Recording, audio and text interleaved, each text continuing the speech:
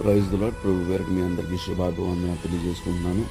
ఈ దినము దేవునికి వాగ్దానం చూసుకున్నట్లయితే కీర్తన గ్రంథము 91వ అధ్యాయము 6వ వచనంలో చూసుకుంటే, చీకటిలో సంచరించు తెగులుకైనను మధ్యాహ్నం ముందు పాడు చేయు రోగమునకైనను నీవు భయపడుకుందువు అని దేవునికి లేఖనం సెలవిస్తుంది.